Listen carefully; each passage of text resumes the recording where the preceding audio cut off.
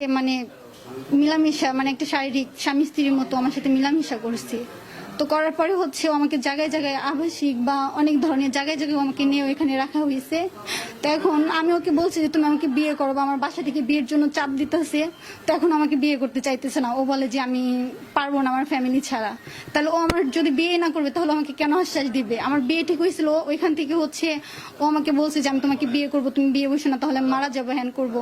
তো আমি বাসা থেকে বের হয়ে গেছি। তো ও আমাকে বাসায় নিয়ে তারপর হচ্ছে আলাদাভাবে হচ্ছে আমাকে বাসা নিয়ে রাখছে।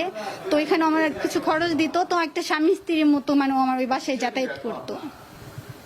এখন আমি চাই বাট ও যদি আমাকে বিয়ে করবে আর না হয় আমি এই বাসা থেকে কখনোই যাবো না, আমি আত্মহত্যা করতে বাধ্য হবো। আমার কোনো পরিস্থিতি নাই, আমার বাসা থেকে বের করে দিচ্ছে, আমার যাওয়ার মতো জায়গা নাই কোথাও।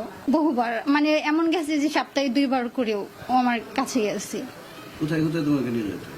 ও হচ্ছে ফার্স্ট আবাসিক আমাদের যে হোটেল বা এক পাশে হচ্ছে বেউথা SMG রেস্টুরেন্ট, আর হচ্ছে আমি থাকতাম টেকনিক্যালের ওইখানে, ওই টেকনিক্যাল ওই বাসাটাই বেশি যাতায়াত করতো। আর বিভিন্ন জায়গায় আর কিভাবে এই করা হইতো। আর বড় ভাই এগুলো জানতে পারছি, আমার ফ্যামিলি থেকে জানার পর বলছে যে তোর মতো মেয়ে বাসায় থাকার চেয়ে না থাকা ভালো। আমার এখন আমি একটা মেয়ে মানুষ, আমি কোথায় যাব? আমার যাওয়ার মতো কোনো জায়গা নাই। আমাকে আপনারা হেল্প করেন, না হয় আমি এখানে আত্মহত্যা করতে অভিযোগ করছি।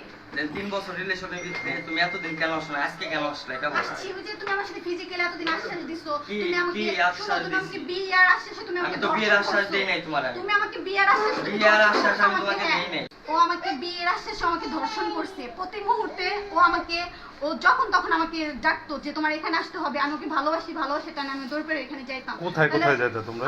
আবাসিকে, আমাদের এখানে আবাসিকে, তারপর SM-এ ওর বাসায় আসছে আমি 2 বার। এবং আমি যেখানে বাসা, তো তারপরে হচ্ছে এমনি যে আমরা দুজনে মিলে শুয়ে বা এরকম ভাবে যে পিকটিক না এরকম কিছু একটা, ওইগুলো অনেক ছিল ওর ফোনে। আর ওদের রুমে বাসায় এসে যে পিক তোলা হয়েছে সেগুলোও ছিল।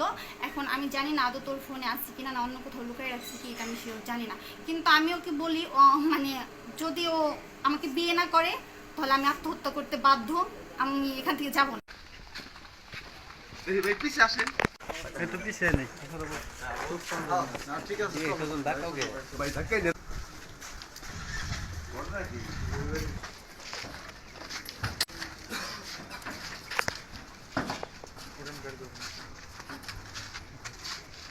চলো বসি, খাওয়া দাওয়া করেছে একদম কর্নারে বসো। হ্যাঁ ওঠো, ওঠেন।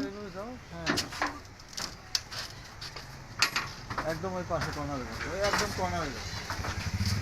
হ্যাঁ গাড়ি পুরা